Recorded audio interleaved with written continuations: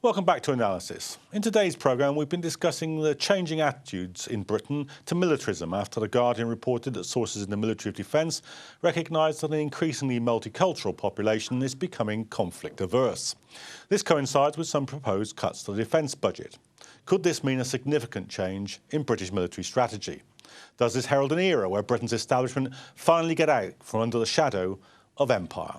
Well, my guests from part one are still with me. Chris Nyland from the Stop the War Coalition, Taji Mustafa, spokesperson for Hizb ut-Tahrir, and Mohammed Abdullah, community worker and ex-British paramedic. And we're also joined on the phone by Paul Schulte, visiting fellow at the Centre for Defence Studies in King's College, London. Welcome back, everybody.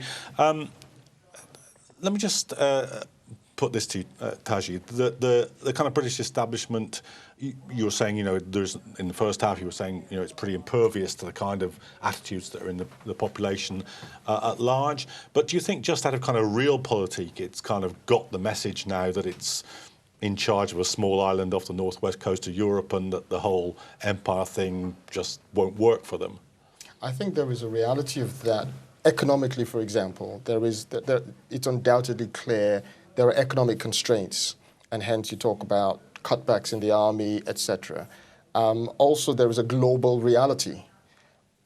But I think you can see the intentions that still we have prime minister after prime minister of all sorts of flavors come along and still try to project. They still want British influence in the Middle East. We still find Middle East dictators from Bahrain, from Qatar, waltzing into the UK. Britain still maintains bases in those lands. For what reason? So this shows you that there is an intention. And nowadays we have a new rhetoric that the reason all of this is needed is there could be an Islamic power in the Muslim world. There could be there could be the rebirth of the caliphate, which many Muslims hope and pray and work for. And this is seen and is put forward as a new justification to justify maintaining a military influence in those lands. 150 plus years of British government military interference in those lands has brought nothing but propping up dictators like Mubarak, like Gaddafi, like Assad. I remember a few years ago, Assad and William Hague, literally having tea and hugging each other. So I think there is a reality they have to deal with. How they sell the wars, the ability to fund the wars have now changed. And that they're taking that into consideration. But I think the intent and the posture, I can't see as a change. Paul, let me bring you in on this, because, we mentioned in the introduction to the first half of the programme the interview that Robert Gates, the former director of the CIA, former Secretary of State for Defence under both Obama and Bush, when he said, look, the British really don't have the capacity for this business any longer. Isn't that a fairly direct message from somebody that the British establishment might want to take seriously, that they aren't really in the league they think they're in? Well, I think it's Gates giving the message that he'd like the Brits to spend more on defence and reacquire capacities they're losing. The question is, who else in the world is capable of doing operations alongside the Americans? Almost nobody. We can do some things, the French can do some things, but not much else. So either you sit back and say, right, it's down to the Americans, let them police the world, we're out of it. Or you say there are some things that a medium-sized power like us can in fact do, and we have interests that we need to defend and friends who might want to call on us for assistance. And you find the best mix that you can afford to meet those goals, which I guess is what is about to happen in the new security strategy, which is soon to be unveiled. Well, just let me ask you about that. So what do you think is the future shape of the British defence strategy then? Well, I think it'll be fewer boots on the ground in future, smaller numbers of infantry units, probably rather more cyber capacity, more drones, more high-tech ships, fewer aircraft, but with greater capacities. It'll be a slimmed-down force for a very uncertain future, but what we will not attempt again is long-term transformative campaigns of contested state building.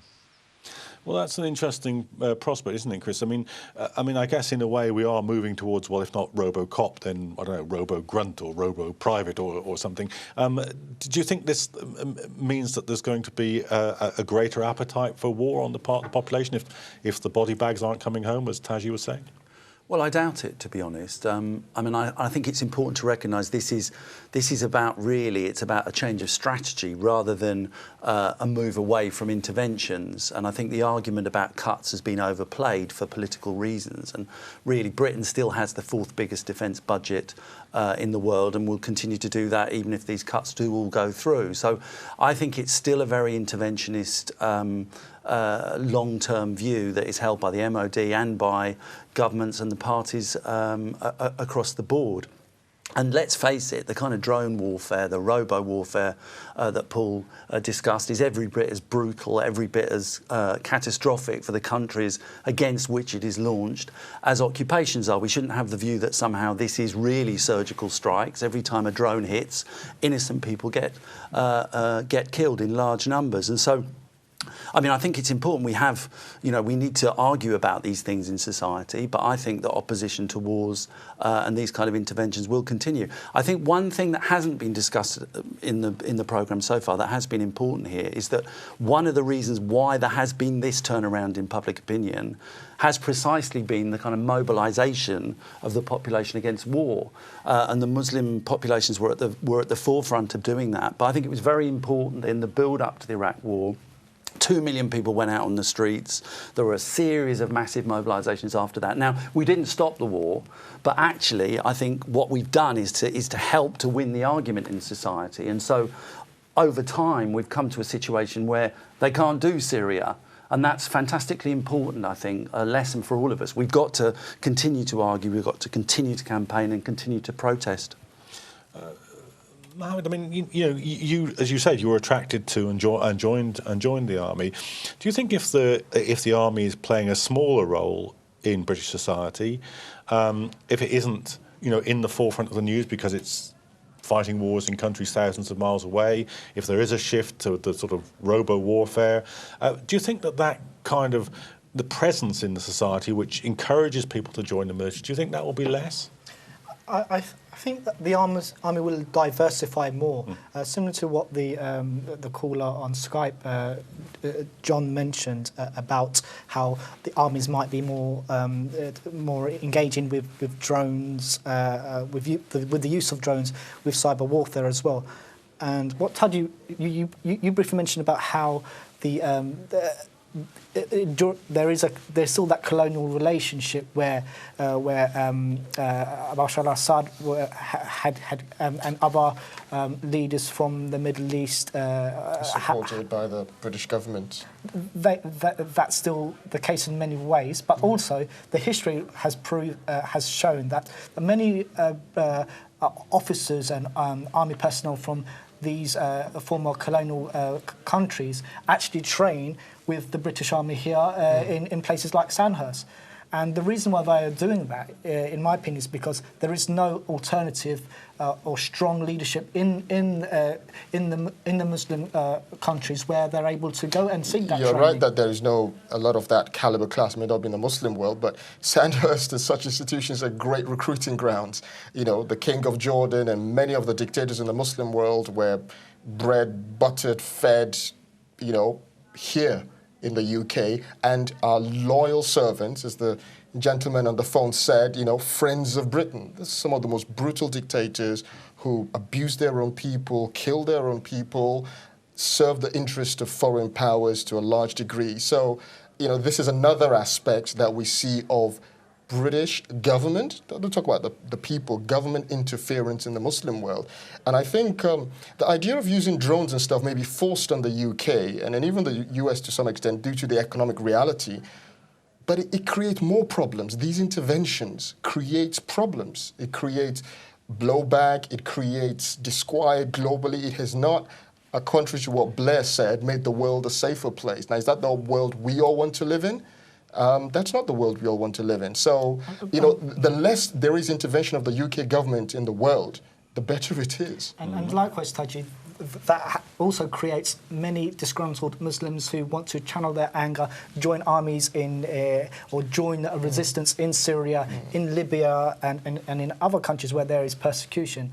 However, we're in a climate now where we'll find certain Muslims who won't join the army because it's okay. You want to defend your country, or you want to defend your brothers in faith, but that comes to the question again: how can one balance that in order to be a soldier, or to be proud of their country that they are that as a Brit I am contributing in a way where I can make a difference, whether that be through a militaristic means or through diplomacy. That's not always the case when a Muslim wishes to join the army, for instance, and I think that needs to be discussed more, and hopefully some form of strategy is put in place there in order to create a balance and a belonging to one's nation.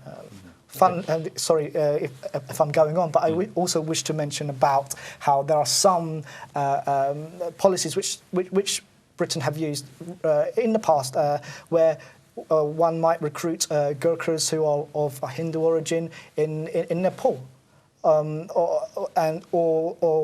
So there are these flexibilities, and if the future is to be mapped, the army has to be more flexible.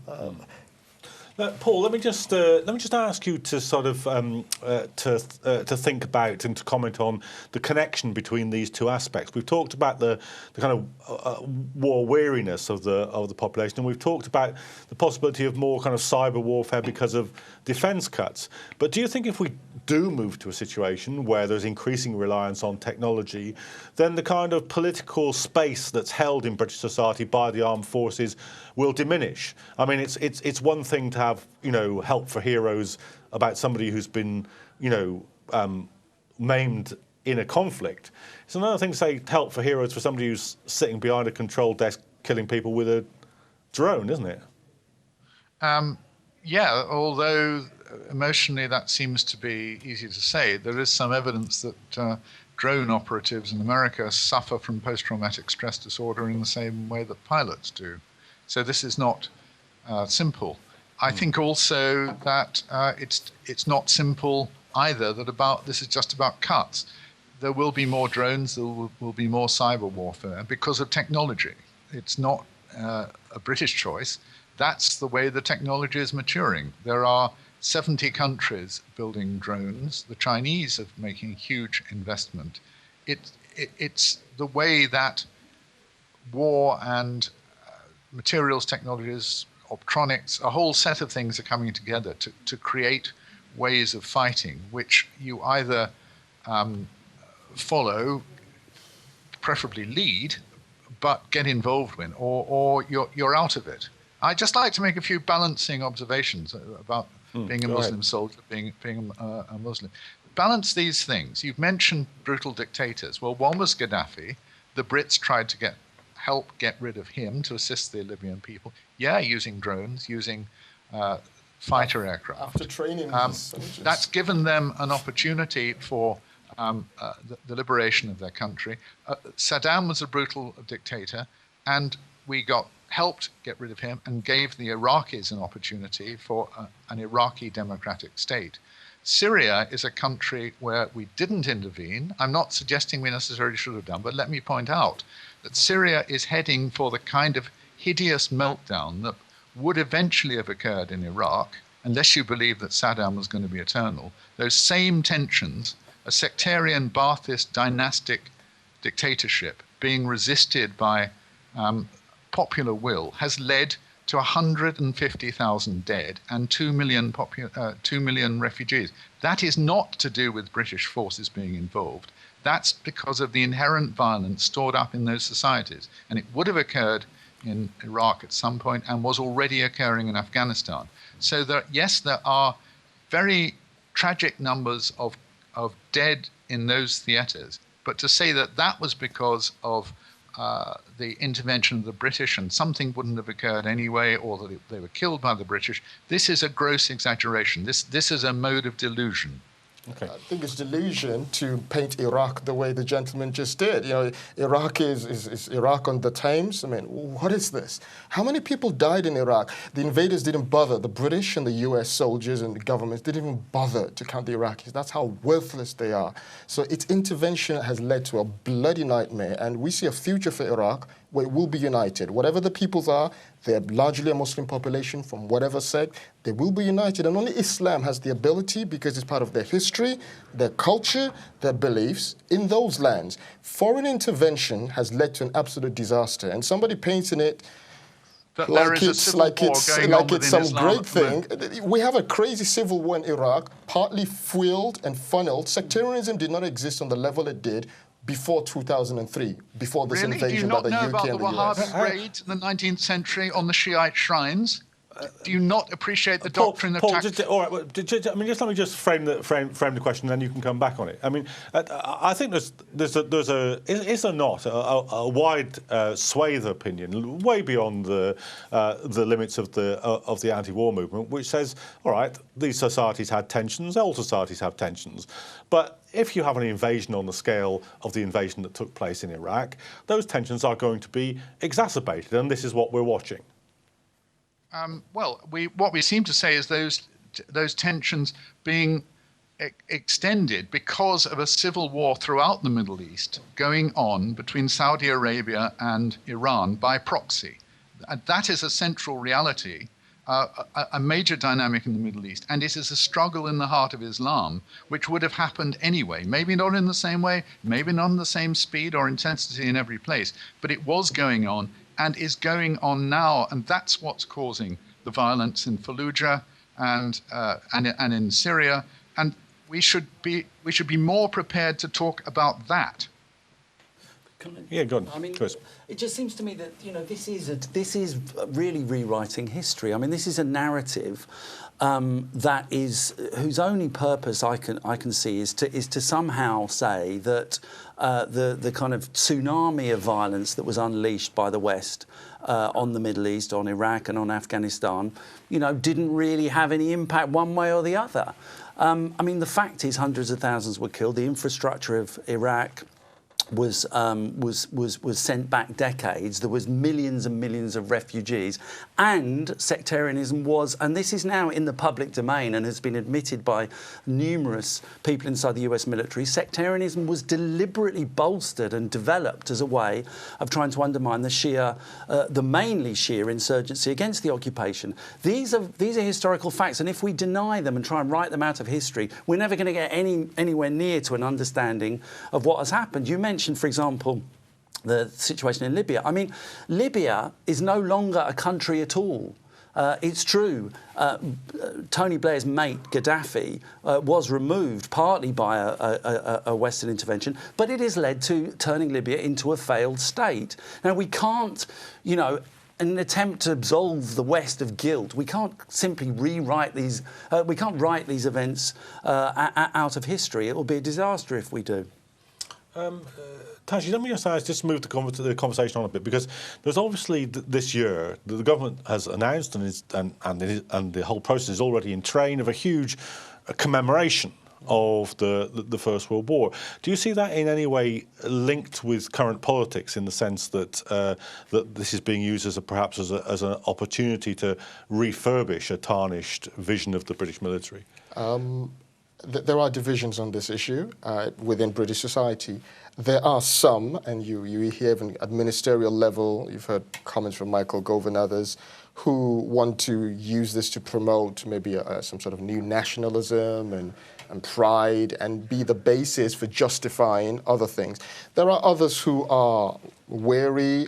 There's a very eloquent lady, I think, a survivor from World War II, who she had some amazing stuff on the radio. So I think it's inevitable that the British establishment will seek to use such commemorations, which are seen very differently by many people. There are Just let many. me put that point to Paul. Paul, do you think there's any connection between these two things? I mean, it's a slightly personal connection at any rate, in the sense that Michael Gove was one of the most agitated of MPs by the defeat in the House of Commons. He famously went berserk at various MPs for the vote on Syria, and he's one of the leading ideologues over the First World War. Is there a connection here, do you think? I think there's some, but there's not much. It is true that those people who are generally anti-war will be very sceptical of the commemoration of World War I and will want to argue that we shouldn't glorify that the slaughters that took place there. I think there are others who say this was, however you think about it, this was a huge event in British and world history, and we haven't really processed it yet. We need to understand it. And there's no doubt that if you are in the Defence Ministry, or if you are recruiting for the military, or if you belong to regiments that fought in that conflict, you will want to get the maximum publicity benefit for what you believe in. But okay, let me just bring Chris in here, because I know you've been part of the No Glory campaign, which is saying that actually we don't need to have the Gove vision of the First World War. Do you think it's related to current politics? Yeah, I don't think it can be a coincidence that that there is this kind of ideological offensive that's been mounted. I mean, £55 million are going to be spent by the government on various different commemorations that they've compared to the Diamond Jubilee celebration. So it's clearly an attempt to sort of rethink and to try and rewrite again the history of the First World War. And the big kind of offensive is against what they talk about, the kind of comedians and the poets, who they regard as being oversensitive to suffering, and therefore not reliable analysts of the history. So I mean, it's very much going in. I mean, it's not a case of there being an open debate. The government and the committee that's running the commemorations is pursuing a particular line. It's trying to say we should look again at this and think maybe this was a war for democracy, maybe Germany needed to be stopped. And in the process, they're once again traducing history in the most outrageous way, and talking about, for example, Maria Miller, the culture minister, claimed at one point that the First World War created a situation in which European states could work together in a collaborative way, which, given the history of the 1930s, the fact there was another dreadful world war just 2 decades later, is clearly a big effort is being made to say, actually, despite the suffering, despite the killing, this war was okay. Why is that familiar? Well, what do you feel about this as an ex-soldier? How do you feel when the commemorations like this start getting